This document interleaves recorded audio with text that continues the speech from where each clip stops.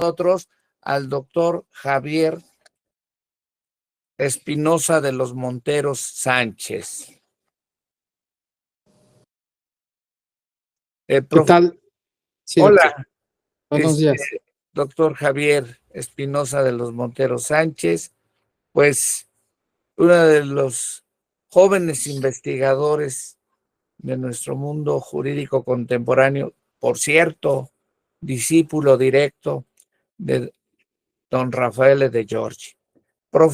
Javier Espinosa de los Monteros Sánchez, doctor, profesor investigador de la Universidad Anáhuac, licenciado en Derecho por la Universidad Autónoma de Tlaxcala, maestría en Derecho Constitucional, doctor en Filosofía y Sociología del Derecho por la Universidad del Salento, Italia.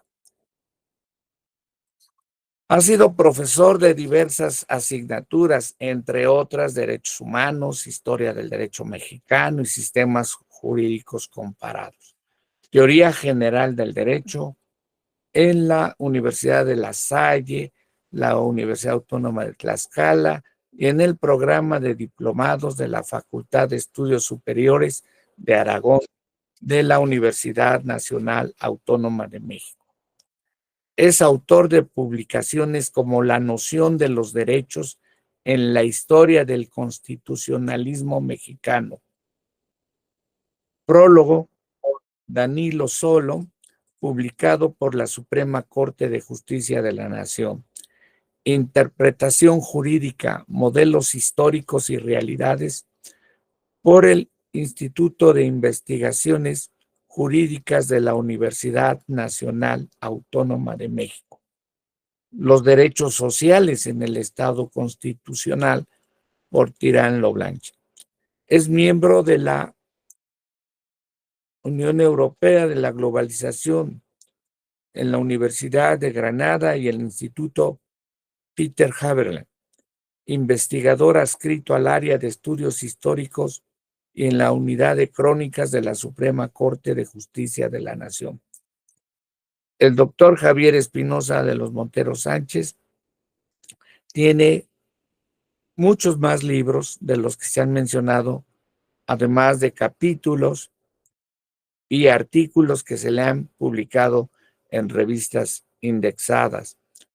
También cabe mencionar que ha sido coordinador de varias obras colegiadas y que definitivamente hacen que él pues forma parte también del Sistema Nacional de Investigadores.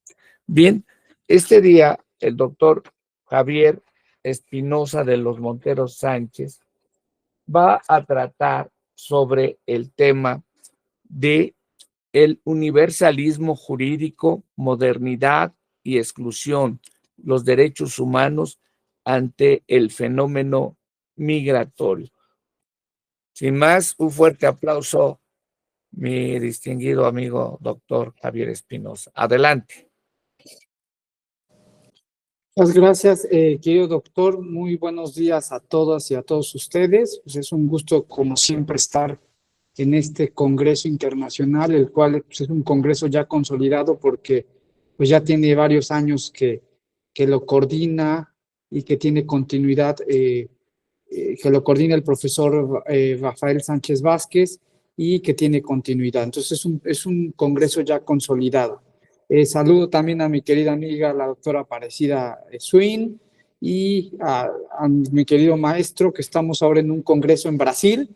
Yo voy a hablar sobre el tema que se me ha propuesto. Trataré de ser un poco concreto porque después de esta conferencia paso literalmente a una conferencia aquí.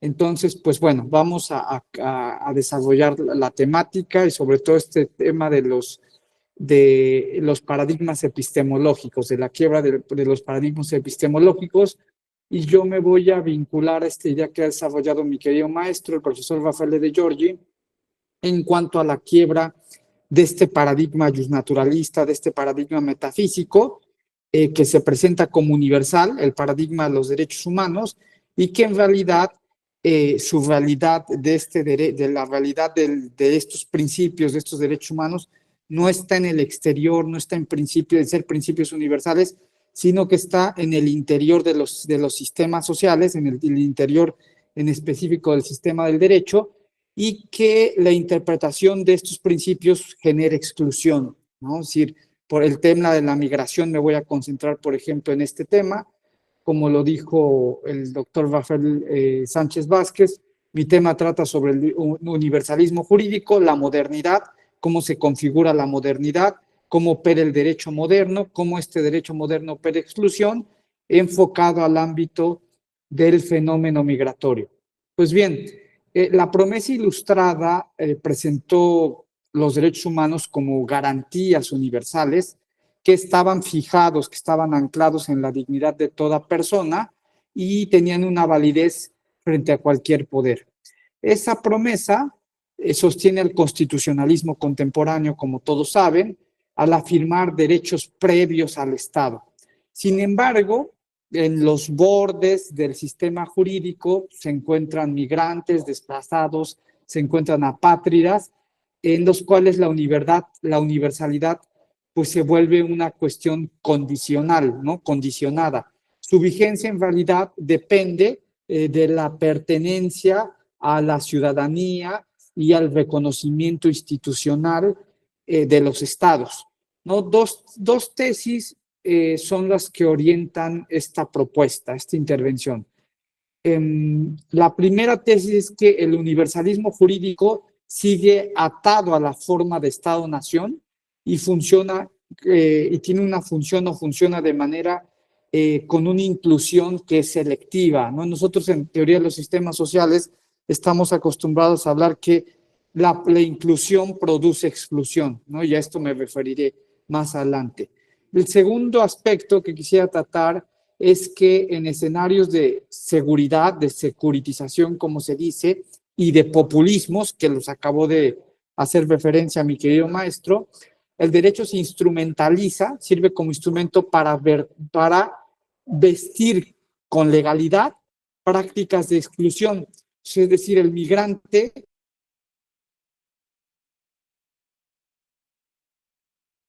se excluye a través de una práctica de legalidad y una práctica incluso fundada. La migración actual precisamente revela con nitidez ambas tensiones entre universalismo y exclusión. Bien, el giro moderno transformó la referencia a una justicia común basada en un derecho objetivo, se transformó en un catálogo de derechos o facultades atribuidas a individuos. Ese desplazamiento en realidad supuso que los derechos en la práctica existen cuando un orden político los reconoce y administra. De ahí que la proclamación de la universalidad nazca ya condicionada en relación a la comunidad y a las fronteras. Bien, el horizonte cosmopolita de la Ilustración formuló un deber de trato igual por la sola humanidad, pero aceptó que ese ideal solo adquiere fuerza por medio de instituciones. Si tales engranajes, sin estos engranajes, pues, la universalidad permanece como norma aspiracional. Un ejemplo temprano lo podemos encontrar en la Declaración Universal, en la Declaración Francesa de los Derechos del Hombre y del Ciudadano de 1789, en el lenguaje de estos derechos del hombre, terminó operando, como ustedes lo saben, como derechos del ciudadano, y en realidad ahí permanecen, con efectos concretos delimitados por el demos. Vistas desde la historia global, estas proclamaciones tuvieron un sesgo de centro. La universalidad sirvió para ordenar jerarquías y legitimar decisiones desde posiciones dominantes. Esto es lo que se ha descrito como, para utilizar la expresión de Immanuel Wallerstein, como universalismo europeo.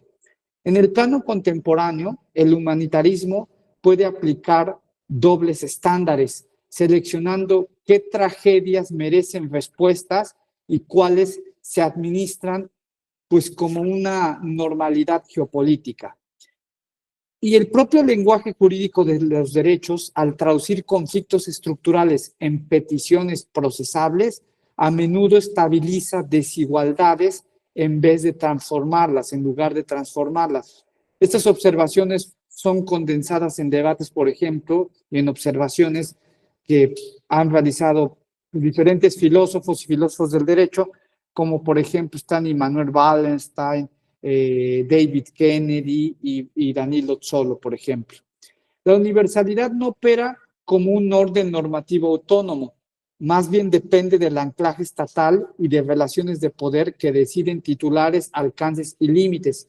Todo sistema jurídico selecciona qué expectativas convierte en garantías. Seleccionar implica excluir.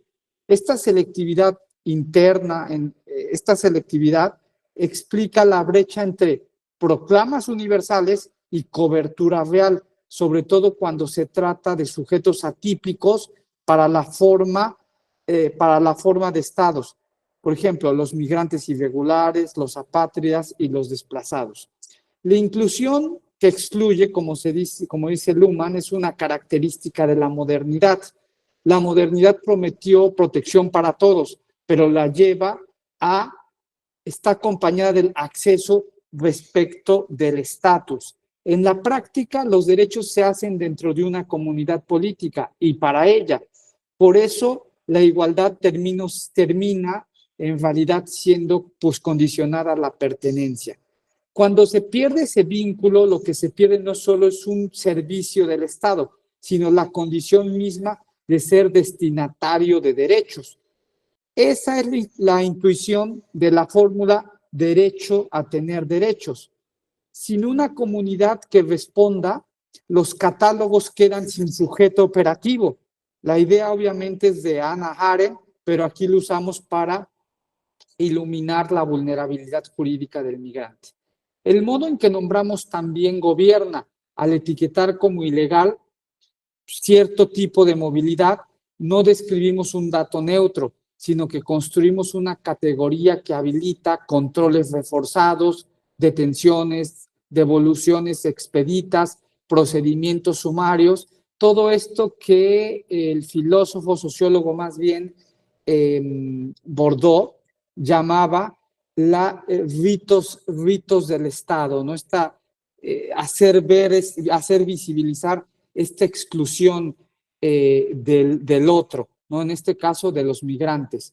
El resultado es una inclusión excluyente. La universalidad se afirma en abstracto y se restringe en la práctica. En otros ámbitos normativos se dice irregular, como en el caso de México, pero en realidad los migrantes son tratados como verdaderos criminales, puestos a distancia y excluidos. La gobernanza de la movilidad combina engranajes estatales y lógicas de mercado para administrar exterioridades, excedentes humanos, externalización de fronteras, centros de detención, tercerización del asilo, acuerdos de tercer país seguro. En lugar de diluir la soberanía, la globalización lo que hace es reconfigurarla para operar en cadenas de control transfronterizas. Por ejemplo, en este sentido puede verse Saskia-Sassen. A la vez, la gestión de la marginidad se desplaza desde la protección social hacia el castigo. Menos Estado social, más Estado penal. La pobreza y la movilidad se tratan como problemas de orden antes que de derechos. En el ámbito migratorio, eso se traduce en criminalización administrativa del movimiento y en jerarquías entre vidas protegidas y vidas que pueden ser descartables, vidas que pueden ser prescindibles, definidas por utilidad geopolítica o por economía, no por dignidad. El derecho internacional intenta amortiguar el daño, pero su eficacia depende de que los estados lo ejecuten. Sin ese anclaje, la universalidad queda simplemente como moral declarativa, fuerte para enunciar, pero débil para decidir. La humanidad abstracta no basta por sí sola para frenar devoluciones express, detenciones indefinidas o zonas grises en frontera. Cuando la política se articula como identificación directa entre pueblo y liderazgo, las mediaciones institucionales se perciben como obstáculos. En ese marco, el derecho deja de operar como límite y pasa a ser instrumento de decisiones previamente adoptadas. La seguridad, por tanto, deviene gramática de legitimación. Por ejemplo, aquí puede verse las observaciones de Pierre Rosanvallon, profesor politólogo francés. Las urgencias reales o marginadas habilitan excepciones normalizadas. Las garantías se aflojan, los controles se diluyen y la ley otorga forma normativa a la urgencia. Cuando esto ocurre de manera sostenida, el derecho renuncia a su papel de control del poder y funciona como, precisamente, código de decisiones del sistema político. En ese punto, los derechos declarados, pero no exigibles, se vuelven liturgia vacía o para utilizar un término alemán, Verfassung lyric, poesía constitucional. A ello se suma una advertencia. Los derechos son ambivalentes, es decir, tienen dos dimensiones y pueden operar ya sea como herramientas de emancipación u opresión según el dispositivo que los active. Trasladado a la migración, el cuadro es reconocible: cierres identitarios, expulsiones aceleradas, criminalización de la ayuda humanitaria o centros de detención que funcionan como no lugares jurídicos.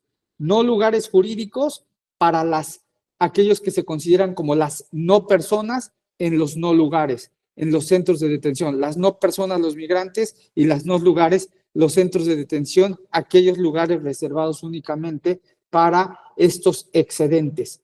Todo ello envuelto en el lenguaje de la protección del orden, de la seguridad y de los derechos. Y para ir cerrando, quisiera solamente comentar lo siguiente. La migración hace evidente y tensiona el universalismo jurídico y revela su condición. Mientras el derecho funcione como proyección de la soberanía, la inclusión será selectiva. Mientras la seguridad opere como una semántica, como una gramática de la exclusión, entonces esta precisamente hará que el derecho sea un derecho instrumental, un derecho al servicio del poder. Mientras la excepción se normalice, las garantías serán de papel. La alternativa exige la articulación de una arquitectura institucional, no solo lenguaje, jurisdicciones con decisión vinculante más allá del Estado. Muchas gracias. Magnífico. Muchísimas gracias, doctor Javier Espinosa. Realmente ha sido una disertación muy interesante y solo me resta expresarle al doctor Javier Espinosa un sentido, agradecimiento, mi respeto, mi afecto y sobre todo admiración por tan brillante disertación.